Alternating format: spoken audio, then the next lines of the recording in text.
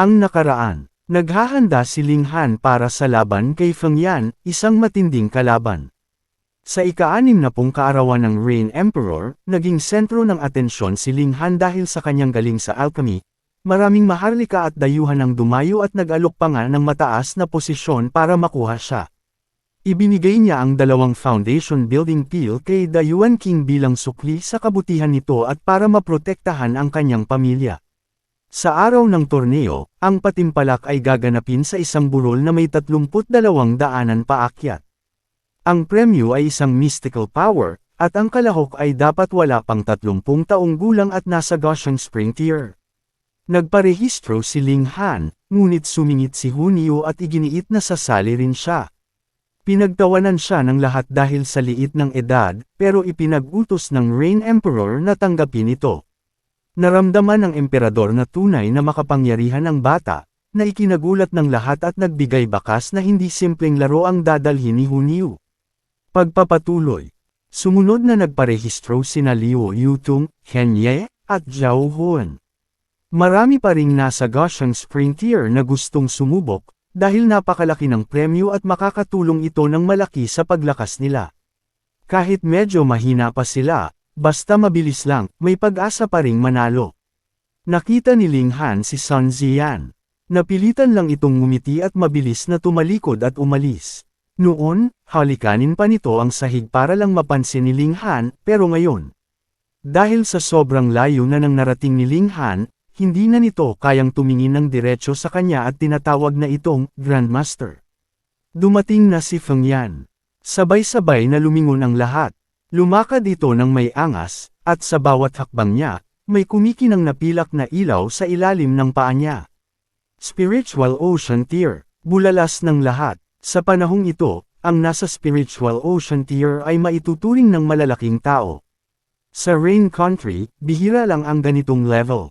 At si Feng Yan, nasa edad 24 pa lang siya. Sa kasaysayan ng bansa, isa ito sa pinakamabilis umangat. Kitang-kita na sinadya niyang magpalabas ng enerhiya para ipakita ang lakas at ipahiya ang lahat. Lalo na si Ling Han. Sa paningin niya, isang pitik lang niya, babagsak agad ang kalaban. Ling Han, sigaw ni Feng Yan at tumingin ng masama. Hindi ko akalain na magiging Earth-grade alchemist ka rin. Dahil dyan, hindi na kita papatayin. Puputulan ko na lang ang 2 mong binti. Sapat na naman ang kamay mo para gumawa ng gamot. Nagbulungan ang lahat. Baliw talaga ang taong ito. Sino ba namang manggahas manakit o manakit ng isang alchemist? Kahit ang emperador ay magalang sa kanila. Ngumiti lang si Ling Han. Noong nakaraan, pinutol ko ang 2 braso ng kapatid mo. Ngayon sa'yo naman, hindi ako magiging malupit. Puputulan ko na lang ang pareho mong braso at binti. Pinawisan ng malamig ang mga nakikinig. Grabe, magkaharap ang 2 barako. Ha. Tumawa ng malakas si Feng Yan. Goshen Spring tier lang naman ang lakas mo. Paano mo ako lalabanan? Ngayon din, puputulan ko talaga ang mga paa mo. Dahil sa takot at pangamba, wala nang ibang nang ahas magparehistro pa. Sino ba namang lalaban sa isang Spiritual Ocean tier?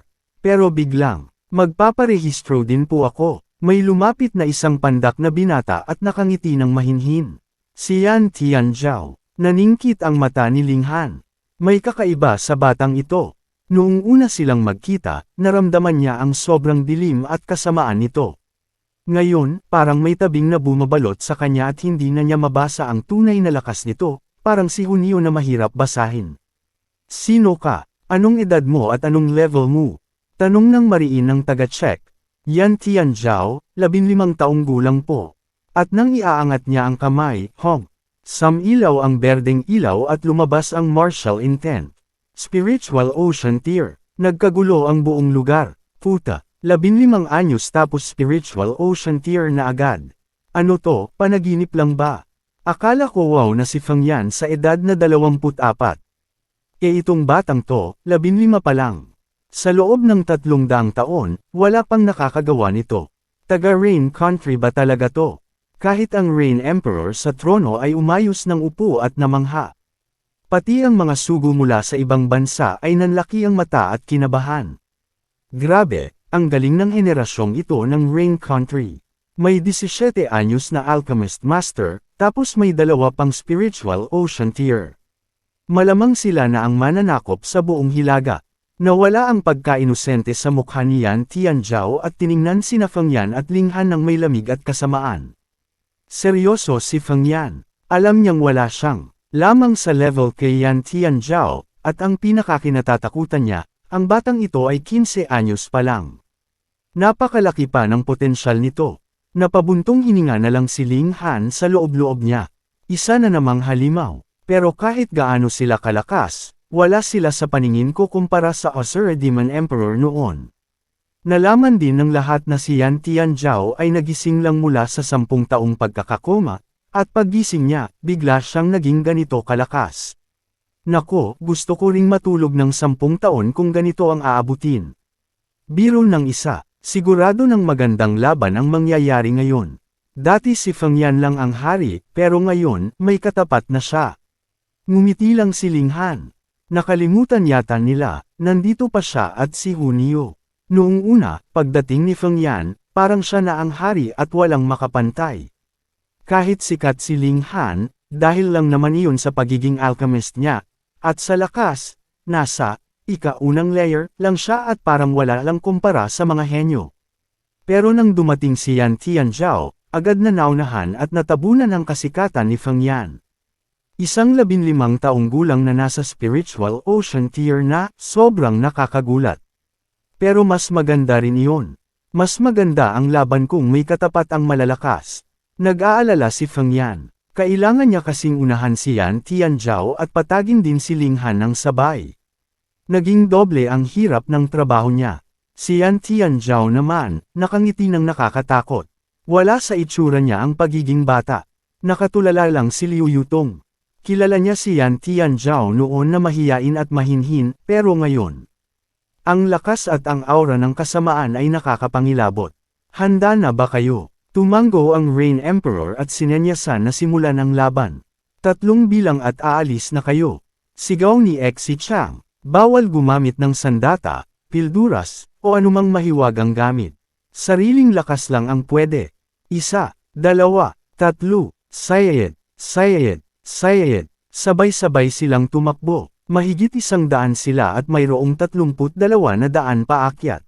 Dahil makipot ang mga ito at isa lang ang pwedeng dumaan, kailangan mong talunin ang nasa unahan mo para makausad. Biglang may isang maliit na figure ang humarurot. Sa sobrang bilis, parang hangin lang at nauna agad ito paakyat. Si Hunio, Paf, halos mabilaw ka ng lahat. Akala nila si Feng Yan o si Yan Tianzhao ang mauuna, itong batang babae pala ang pinakamabilis. Kahit ang 2 halimaw ay hindi ito makahabol. Naku po, 5 o 6 na taong gulang tapos Gushing Spring tier na. Kami nga, naglalaro lang ng putik noong edad na yan eh. Kahit ang mga sugo mula sa ibang bansa ay nakanganga na lang. May sakit ba sa ulo ang bansang ito? Ang daming halimaw. Sinubukan silang habulin ni Feng Yan at Yan Tianzhao gamit ang kanilang lakas, pero huli na ang lahat. Bago pa makarating ang iba sa paanan ng bundok, nasa tuktok na si Hunio. Biglang huminto si Hunio, humarap sa lahat, at nilagay ang kamay sa bewang. Ang daang ito ay ginawa ni Niu. Sigaw niya ng malakas, maliban kay Ling Han, walang pwede dumaan. Paf! Natawa na lang ang lahat. Kalmado lang si Hunio at hindi naman siya nanalo, hinihintay lang niya si Ling Han. Dahil doon, nagsimula na ang mainit na labanan sa ibang daan. Isa-isa silang naglaban at ang matatalo ay itinatapon palabas. Mula sa 32, naging 16, at hanggang sa naging 8 na lang ang natira. Ang 8 ay sina, Feng Yan, Yan Tianzhao, Ling Han, Zhao Huan, Ken Ye, Liu Yutong, Huang Zitao, at Chen Wuyong. Namangha ang lahat, nandoon pa rin si Ling Han. Akala nila mahina lang siya, pero bakit andyan pa rin siya? Mabilis ang naging laban. Isang suntok lang ni Feng Yan, natapon agad palabas si Huang Zitao. Si Yan Tianzhao naman, hinarap si Liu Yutong. Pasensya na po Ate Yutong.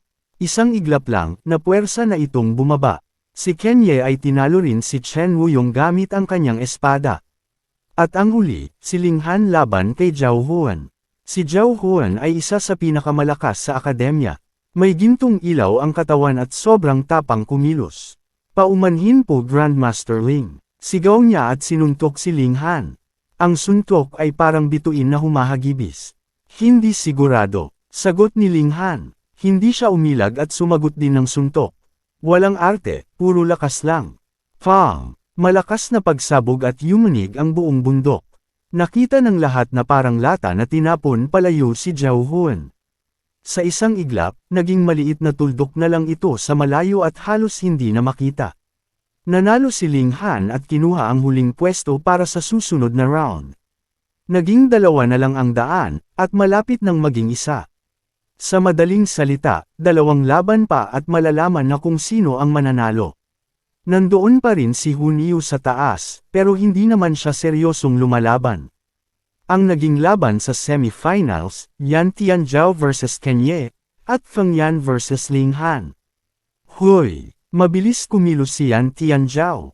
Isang wagayway lang ng manggas, sayed, sayed, sayed. 7 itim na sibat ang lumipad patungo kay Ken Ye.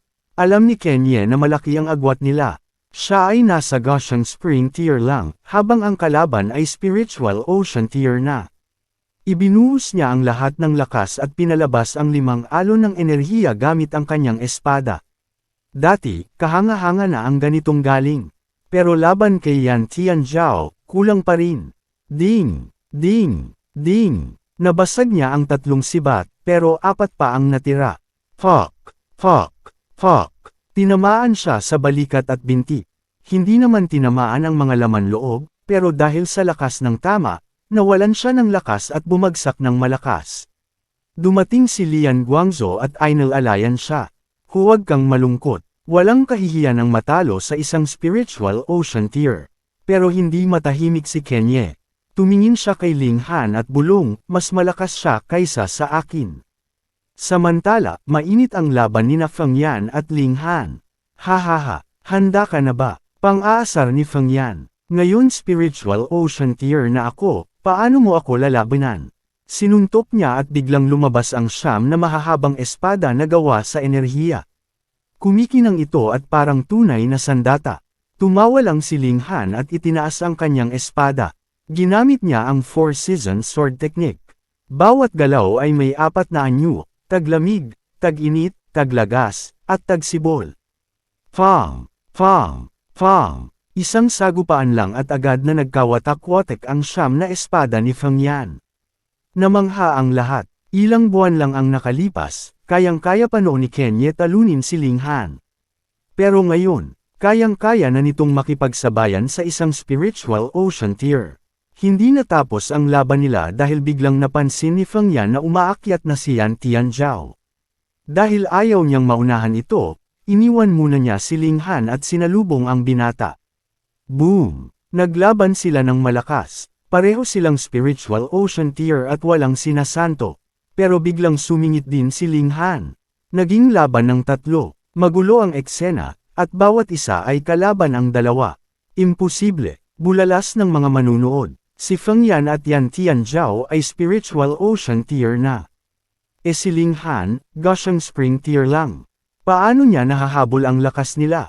Sa totoo lang, nasa ika-8 layer na pala si Ling Han, pero itinatago niya ito. Ang lakas ng katawan at enerhiya niya ay halos kapantay na ng mga nasa itaas na level. Sa 3, si Yan Tianzhao ang pinakamalakas, 3rd layer, sumunod si Feng Yan, 1st layer, at si Ling Han ang huling tinitingnan sa level, pero sa laban, halos pantay lang sila. Dahil, pare-pareho silang malakas, walang makalamang. Bawat umaatake, inaatake rin ng 2 kaya nagiging patas ang laban. Pero alam ng lahat na hindi pa nila ibinubuhos ang tunay na lakas. Kapag may isa sa kanila na naglabas ng sekreto, siguradong babagsak ang 2 at siya ang magiging kampyon. Si Feng Yan ang unang gumamit ng kanyang sekreto. Kumikinang ang buong katawan niya sa pilak na ilaw. Inilabas na niya ang kanyang tunay na anyo, ang Mirror Light Body. Nang ma-activate ni Feng Yan ang Mirror Light Body, tumaas ng husto ang kanyang lakas. Nababawasan niya ang pinsalang natatanggap niya ng 20%, At higit pa doon, kaya niyang ibalik o i-reflect ang 20% ng lakas ng kalaban pabalik sa kanila. Dahil dito, napilitan tuloy sina Ling Han at Yan Tianzhao na magtulungan pansamantala para labanan siya. Ha, tumawa ng malakas si Feng Yan. Masaya siya dahil naramdaman niyang kaya niyang harapin ang dalawa ng sabay. Pero biglang gumalaw si Yan Tianzhao. May berdeng ilaw sa mata niya at biglang tumaas din ang lakas niya. Naging pantay na ulit ang laban. Dahil akala ni na Feng Yan at Yan Tianzhao ay mahina lang si Ling Han, mas pinagtuunan nila ng pansin ang isa't isa. Pero mali sila ng akala. Umatras si Ling Han at nag-ipon ng lakas. Handa na niyang gamitin ang kanyang pinakamalakas na teknik, ang Mysterious 3000. Weng! Biglang umilo ang espada niya at parang nagbago ang hangin sa paligid. Nakita ni na Feng Yan at Yan Tianzhao na delikado ito. Ha! Isang palo lang, at libu-libong imahe ng espada ang lumipad patungo sa kanila. Parang tsunami na walang makakapidyo. Nanlaki ang mata ni Feng Yan. Hindi ito ang Four Seasons technique na kilala niya. Mas malakas ito ng 1,000 beses. R-O-O-O-O-A-A-A-R-R-R. Sumigaw siya ng malakas at biglang lumaki ang katawan niya. Tumubo ang itim na balahibo at nagmukha siyang isang dambuhalang unggoy o halimaw. Sa isang iglap, ang lakas niya ay umangat mula sa first layer, dumaan sa second, third, at huminto sa fourth layer ng spiritual ocean tier. Ano to? Gulat ng lahat. Si Yan Tianzhao naman ay naglabas ng berdeng usok para protektahan ang sarili. Boom! Nagbanggaan ang mga lakas. Napakalakas na parang guguho ang langit at lupa. Kahit ang Rain Emperor sa trono ay tumayo dahil sa gulat. Pagkatapos ng pagsabog, humiwalay ang tatlo. Hindi ko akalain na magaling ka pala. Sabi ni Feng Yan, pero mukha na siyang halimaw ngayon. Pero dahil pinilit niyo akong gamitin ang tunay kong anyo, wala na kayong kawala. Tiningnan siya ni Ling Han. Wild Strength Berserk 8 Bloodline, kaya pala. Nanlaki ang mata ni Feng Yan. Alam mo ang ganitong lahi. Ito ay lahi ng isang sinaunang halimaw na kayang umabot ng pinakamataas na antas. Pero sabi ni Ling Han, masyado pang manipis ang dugo mo sa ngayon. Pataas ka lang ng 3 level at iyon lang. Wala kang dapat ipagmalaki. Sinabi mo pa, nagalit si Feng Yan. Dahil sa dugo ng halimaw, naging marahas siya at mabilis kumilos. Ang mga daliri niya ay naging matatalim na kuko. Sayed, sayed, sayed. Maraming hiwan ng hangin ang pinapalo niya kay Ling Han. Sinubukan itong harangin ni Ling Han gamit ang Four Seasons technique, pero dahil sobrang lakas, napuwersa siyang umatras. Fang! Isang suntok pa ni Feng Yan at tinamaan si Ling Han. Lumipad siya ng malayo at tumalsik ang dugo sa bibig niya. Kahit matigas na ang katawan niya, hindi pa rin niya kayang harapin ng diretsahan ang lakas ng isang fourth layer spiritual ocean tier. Ha! Tumawa si Feng Yan ng mayabang. Ang Wild Strength Berserk Ape ay halos hindi matalo noon. Kayang-kaya nitong punatan ang anumang depensa. Ling Han, puputulan ko talaga ang mga binti mo ngayon. Habang mainit ang laban nina Ling Han at Feng Yan, dumaan. Si Yan Tianzhao at akmang aakyat na sa tuktok. Tila wala na akong kailangang gawin dito, bulong niya. Sandalan ko lang ang bansang ito. Pag nakuha ko ang mystical power, aalis na rin ako. Masyadong mababa ang level dito. Pero biglang hamarang si Hu Niu. Ang daang ito ay ginawa ni Niu. Bawal dumaan. Sigaw niya. Batang babae, medyo kakaiba ka nga, pero hindi ka pa sapat para harangan ako. Tumabi ka, malamig na sabi ni Yan Tianzhao. Hindi, maliban kay Ling Han, walang pwede. At biglang, sayed, kumilos si Hu Niu ng sobrang bilis. Bago pa man makapag-isip si Yan Tianzhao, nasa likuran na niya ang bata. Shua, sunod-sunod na kalmahan ang tinamaan si Yan Tianzhao. Dahil sa bilis, hindi man lang ito nakailag. Fuck! Tumalsik ang dugo at napaurong ng ilang hakbang si Yan Tianzhao. Nakanganga ang lahat. Anong klaseng mundo na ito? Gushing spring tier lang yung bata pero nasusugatan ng isang spiritual ocean tier. Kahit si Feng Yan, hindi ganito kalakas makasugat kay Ling Han. Itong si Hu Niu, parang pinupunit lang ang laman ni Yan Tianzhao.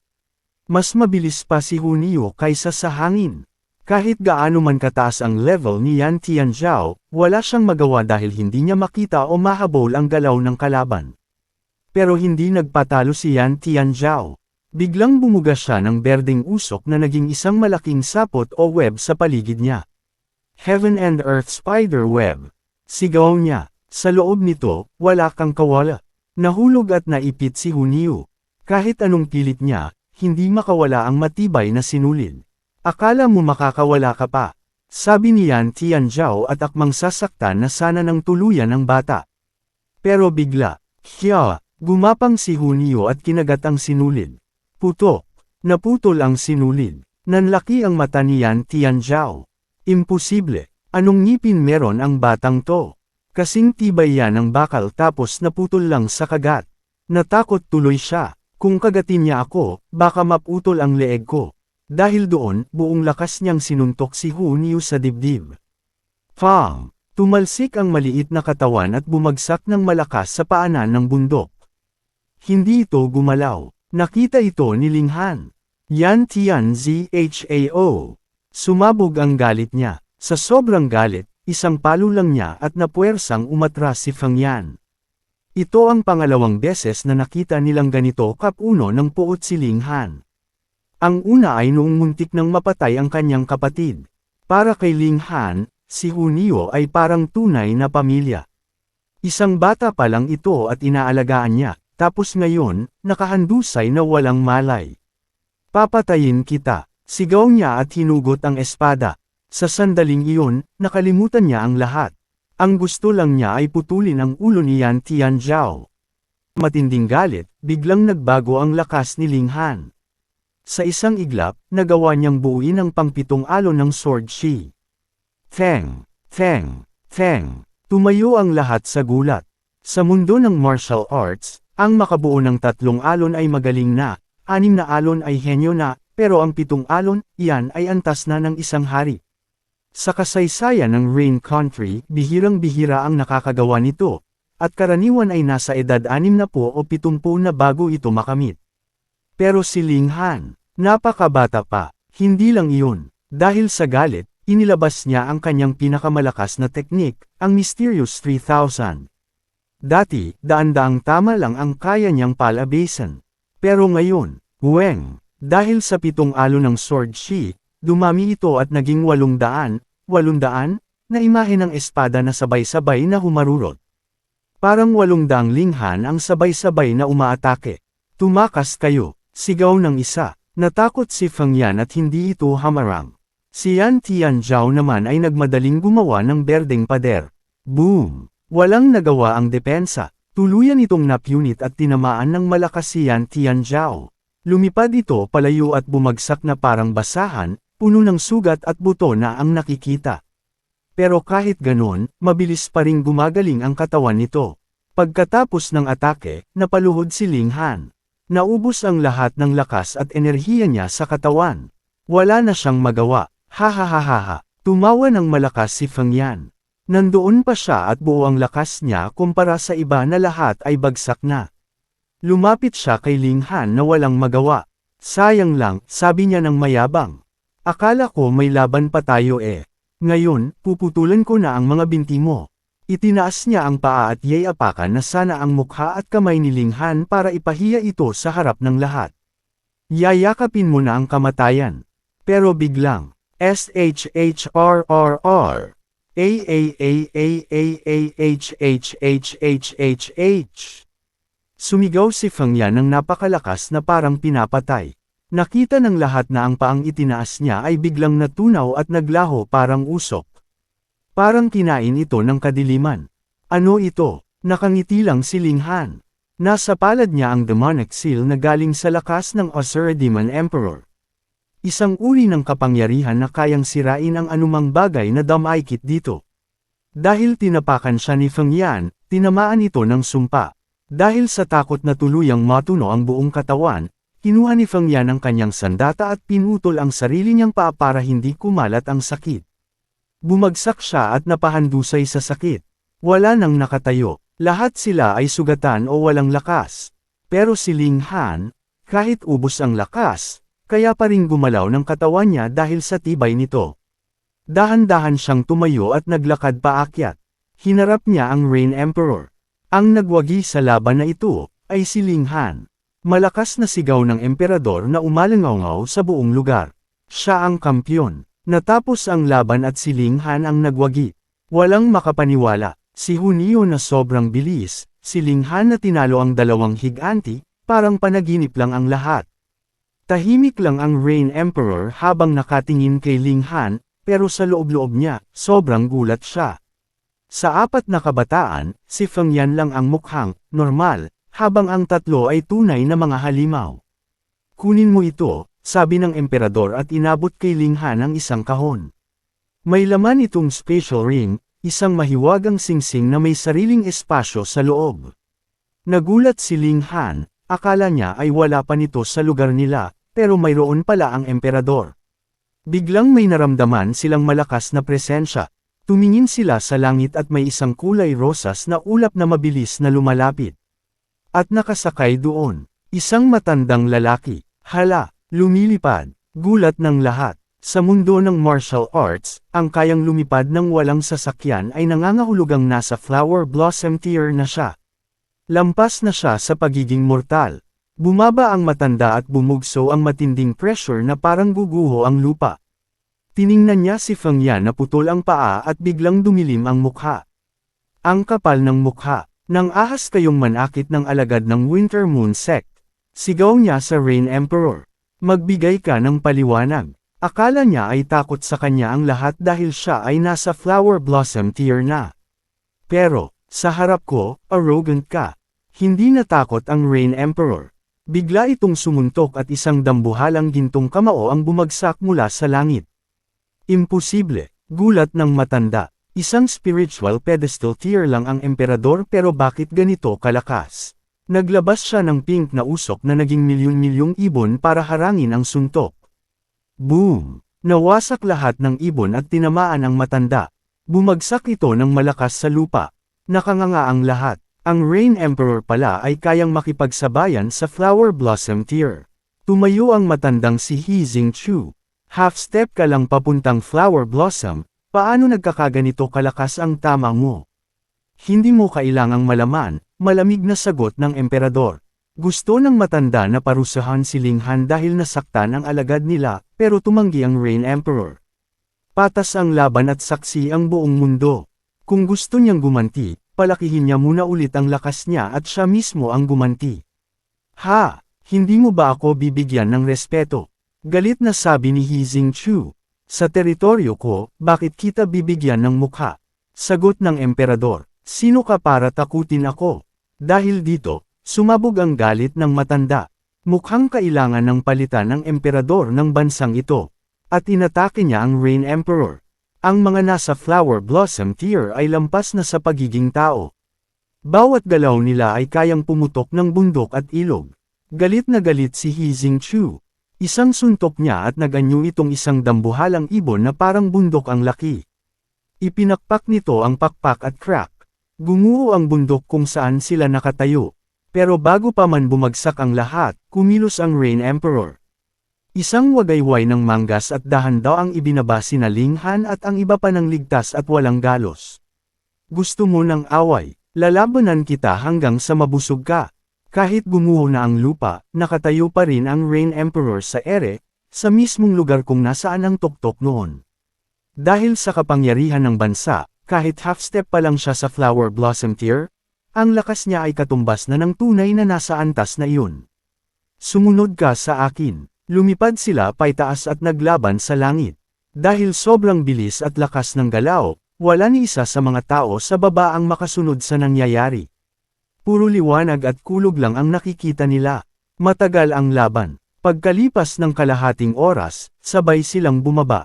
Pareho silang nakatayo at hindi halata kung sino ang nanalo o natalo. Tiningnan ni He Xingqiu ang Rain Emperor. Hindi pa tapos ang usaping ito. Sabi niya nang may inis. Binuhat niya si Feng Yan at mabilis na naglaho parang bula. Nakahinga ng maluwag ang lahat. Sobrang bigat ng pressure na dala ng isang Flower Blossom tier, halos hindi sila makahinga kanina. Mabuhay ang kanyang kamahalan. Mabuhay! Naghimigayan ang lahat. Tinalo at pinalayas ng kanilang emperador ang isang takot na tao mula sa malaking sekta. Tunay na makapangyarihan ng kanilang pinuno.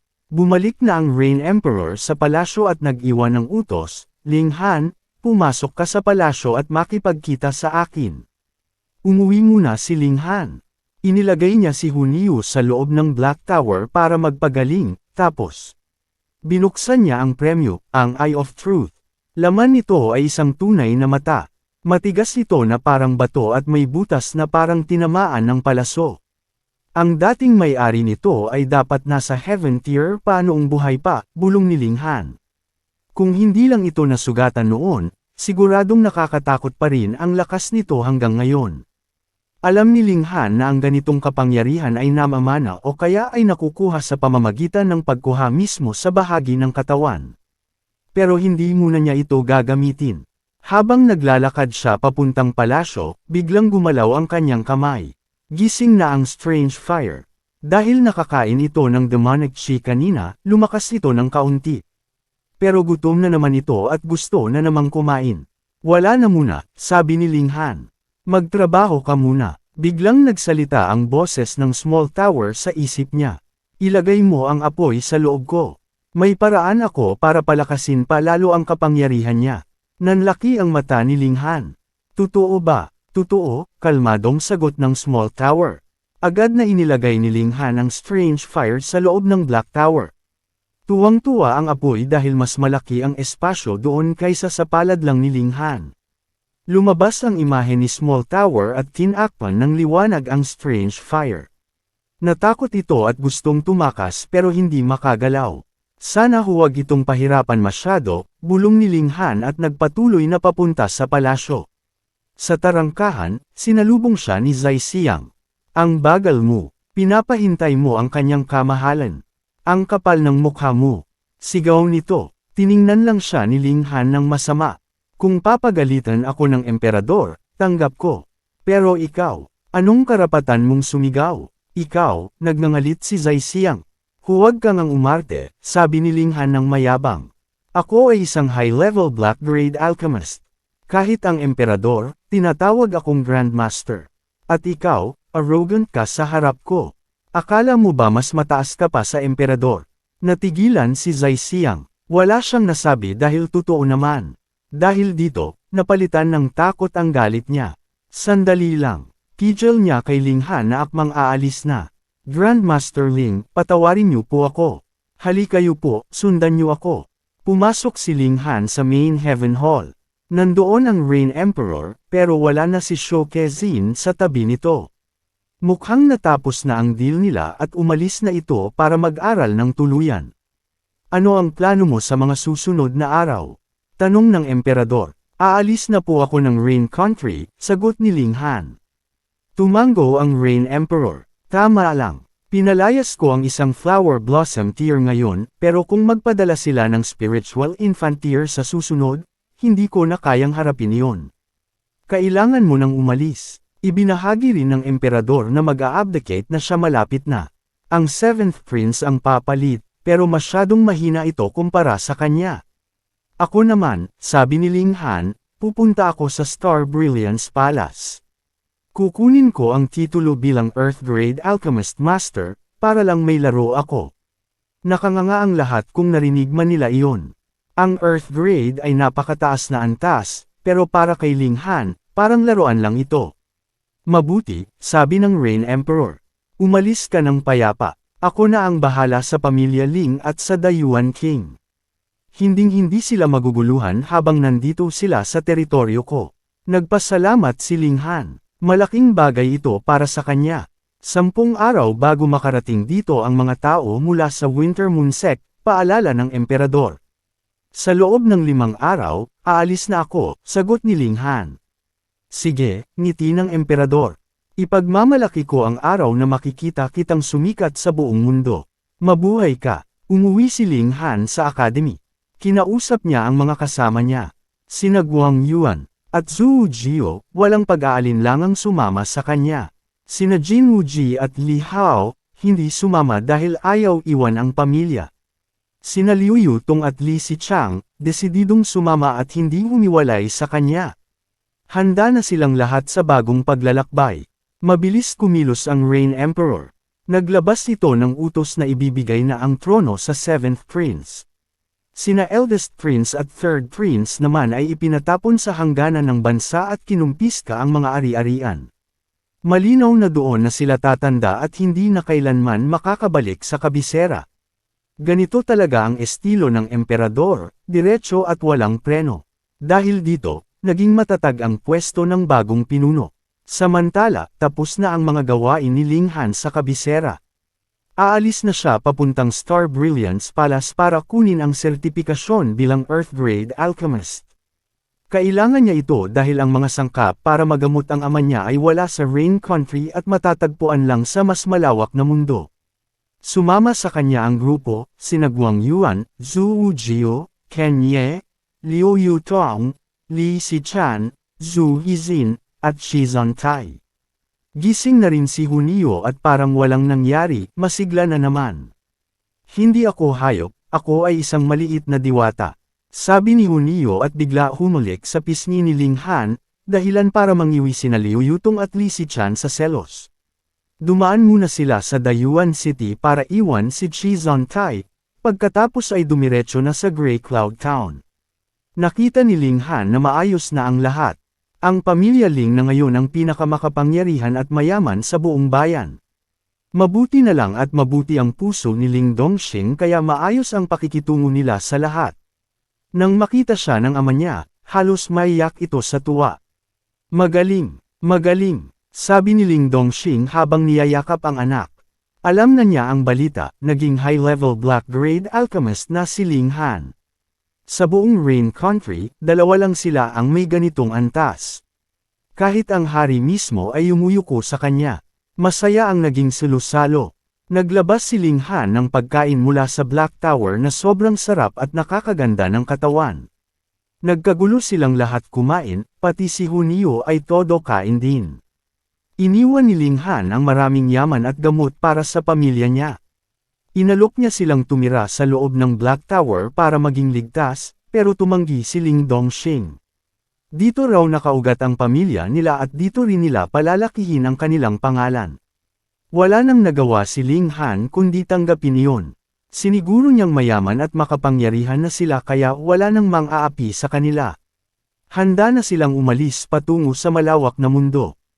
Pagkatapos ng 3 araw sa Grey Cloud Town, tuluyan nang umalis si Ling Han at ang grupo. Dahil ayaw niyang ilabas ang Black Tower, umarkila sila ng mga karwahe at dahan-daang naglakbay patungo sa hangganan ng Rain Country. Sa loob ng biyahe, madalas silang pumapasok sa Black Tower. Mas komportable doon at parang sariling mundo. Nagtayo si Ling Han ng magandang tirahan na lumulutang sa ere. Habang wala namang ginagawa, kinuha ni Ling Han ang Eye of Truth. Oras na para aralin at gamitin ang kapangyarihang ito. Idinikit niya ang mata sa kanyang sariling mata at pumasok ang kanyang diwa. Biglang sumabog sa isip niya ang mga imahe at impormasyon.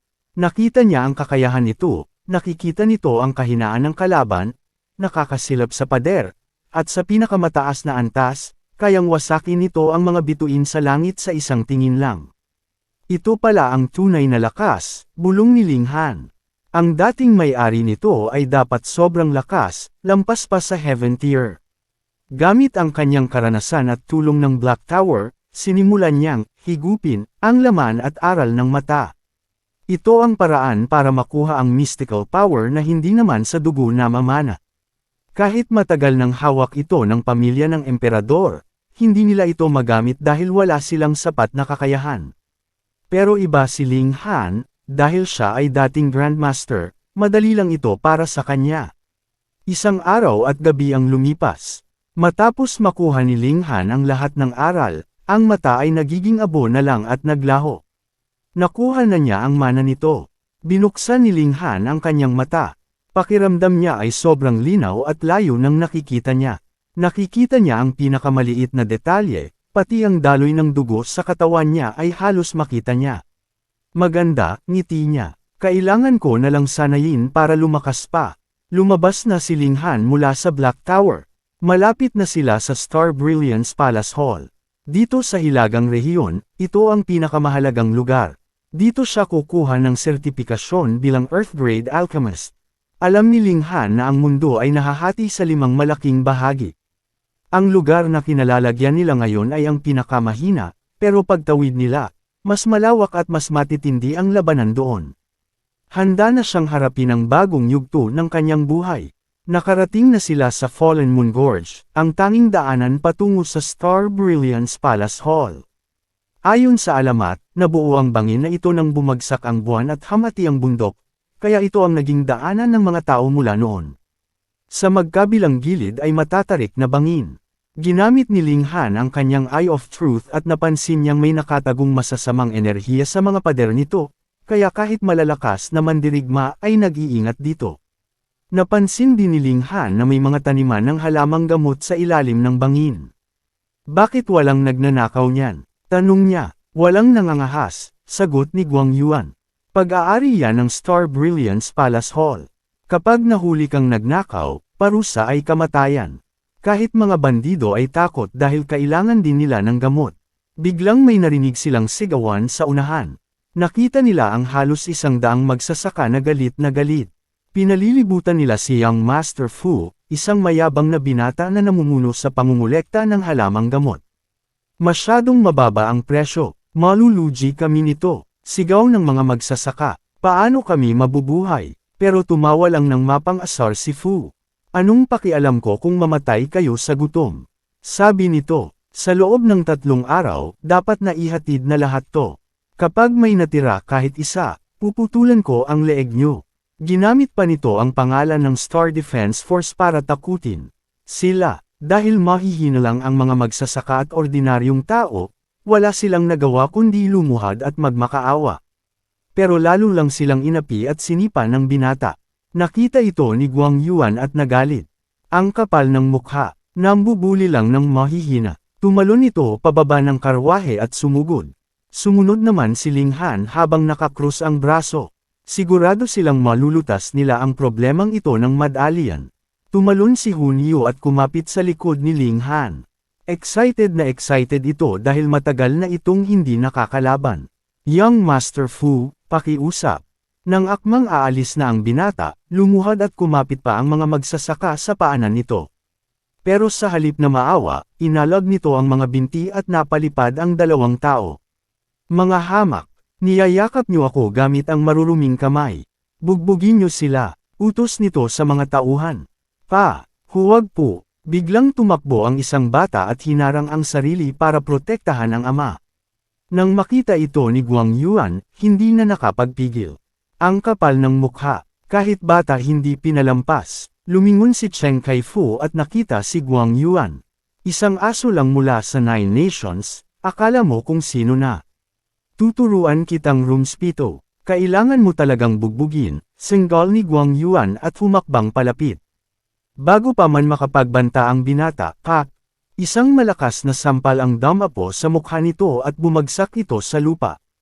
Ika-5 layer lang naman ito ng Goshen Spring Tier, samantalang si Guang Yuan ay nasa Spiritual Ocean Tier na. Parang langgam lang ito sa paningin niya. Gumapang at tumayo ulit si Cheng Kai-fu, puno ng dumi ang mukha at galit na galit. Pero muling sinampal siya ni Guang Yuan at bumagsak ulit. Patawarin niyo po siya. Biglang lumuhad ang mga magsasaka at nakiusap kay Guang Yuan. Mahal na tao po siya, baka mapahamak pa kami.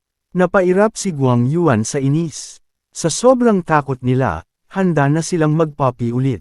Umalis na lang siya para hindi na makita. Pero naging mayabang ulit si Cheng Kai-fu. Akala niyo makakatakas na kayo. Lahat kayo kasama niya, tatandaan ko kayo. Umiling si Ling Han. Saan mo nakuha ang yabang na yan? Pumasok ba ang tubig sa utak mo? Sumugod si Hun Yu at Pak. Sinampal din niya ang binata at bumagsak ito. Paulit-ulit itong sinampal hanggang sa tumahimik at matakot. Kinuha ni Ling Han ang kanyang espada. Nang inig si Cheng Kai-fu sa takot. Ano ang gagawin mo? Ang kapatid ko ay si Yan Fei. TSHAK. Mabilis na hamampas ang espada at naputol ang braso ng binata. Sumigaw ito sa sakit. Tumahimik ka, sigaw ni Ling Han. Hindi kita pinatay dahil sa mga taong ito. Sundin mo ang presyo noong nakaraang taon. Kung hindi, babalik ako at puputulan ko ang ulo mo. Tumango ng mabilis si Cheng Kai-fu sa takot. Narinig ko na po. Narinig ko na. Umalis ka na sa harapan ko. Nagmadaling tumakbo ang binata at mga tauhan nito, dala ang naputol na braso. Lumuhad ang mga magsasaka at nagpasalamat ng taos puso kay Ling Han. Salamat po, young master. Salamat po sa pagtulong. Hindi nagalit si Ling Han sa mga magsasakang nagtakbuhan. Naiintindihan niya na mahihina lang sila at sanay sa pang-aapi. Huwag kayong mag-alala, ako na ang bahala sa kanya, sabi niya. Pero nag-alala pa rin ang mga tao. Young master, maawa kayo, umalis na kayo agad. Malakas ang koneksyon ni Fu at marami na siyang napahamak. Kwento nila, may napatid daw ang paa, may napilitan pang ibigay ang asawa at anak para lang mabuhay. Napangiti si Ling Han. Akala ko mahina lang siya, pala ay ang dami palang kalokohan ang ginagawa. Bumalik sila sa karwahe, pero takot na takot ang mga kutsero at ayaw na silang ihatid pa. Mabilis silang umalis at bumalik sa daan kung saan sila galing. Mukhang may kilala talaga ang batang yan, sabi ni Guang Yuan. Bahala na, sagot ni Ling Han. Maglakad na lang tayo, malapit na naman. Habang naglalakad, sunod-sunod silang hinarang ng mga bandido. Pero isa-isang pinatumba sila ni Kenye. Sa loob lang ng isang oras, 7 ang grupo ng tulisan na hinarap sila. Kitang-kita kung gaano kagulo at delikado ang lugar na ito kapag wala kang proteksyon. Wala namang problema dahil sobrang lakas ni Kenye. Hinayaan lang siya ni Ling Han dahil alam niyang doon lumalakas ang ganitong uri ng mandirigma. Pagkatapos nilang magpakita ng lakas, wala nang ahas lumapit pa. Nakita na nila ang Star Brilliance Palace Hall. Hindi lang ito isang simpleng gusali, kundi parang isang tore na gawa sa mga espesyal na bato. Sa gabi daw ito kumikinang na parang mga bituin kaya ganoon ang pangalan. Sa paligid nito ay isang masiglang bayan. Dito nagsasama-sama ang mga tao mula sa iba't ibang lugar, mga mangangalakal, mandirigma, at mga takas na kriminal. Ang batas dito ay hawak lang ng Star Brilliance Palace Hall. Sila ang Diyos dito, at sino mang sumuwi ay pinapatay. Mahal ang manatili dito, 100 pilak bawat tao sa loob ng 3 araw. Kahit si Hunyo ay banilangan din. Pagkatapos magbayad at magpahinga sandali, dumiretso na sila sa palasyo. Biglang may dumagsang grupo ng mga tao palabas. Sila ang tinatawag na Star Defense Force, ang mga tauhan at gwardya ng palasyo. Nang tumingin si Ling Han, nakita niya ang pinuno nila. Si Cheng Kai-fu, nakabalik na ang braso nito at nabenda na lang mabuti. Kitang-kita sa mukha nito ang matinding galit at paghihiganti. Hindi man lang ito natakot sa nangyari kanina, sa halip ay agad itong naghanap ng kakampi para gantihan sila. Ang kapal talaga ng mukha. Hindi pa ba sapat ang aral na ibinigay ko? Bulong ni Ling Han. Walang kinatatakutan si Ling Han. Bilang isang high-level black-grade alchemist, sino ba ang dapat niyang katakutan sa lugar na ito? Nang makita siya ni Cheng Kai-fu, sumabog ang galit nito.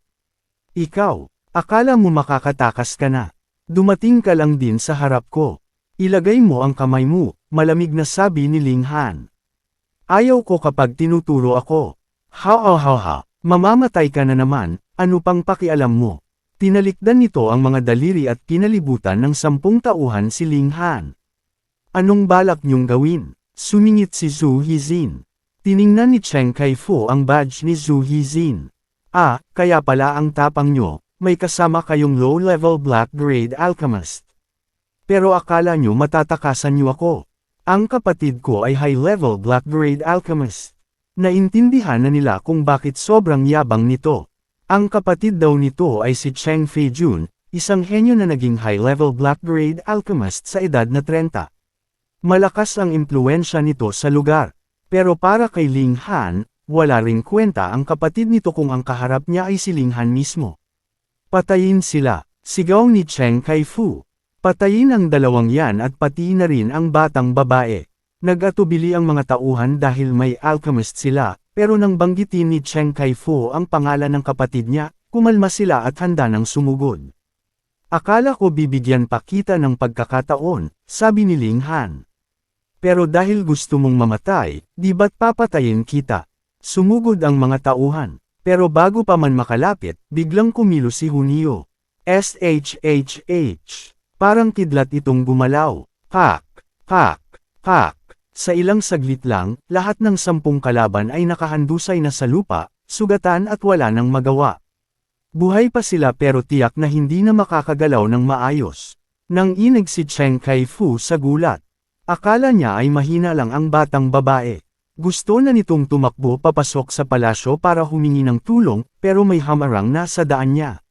Si Ling Han, taong katulad mo ay sayang lang ang pagkain. Pumunta ka na sa impyerno, sabi ni Ling Han na puno ng pagpatay ang mga mata. Teka lang. Biglang may lumabas na isang lalaki na sobrang taba, halos kasing tangkad at kasing lapad ang katawan. Si Meng Maokai, isa sa mga pinuno doon.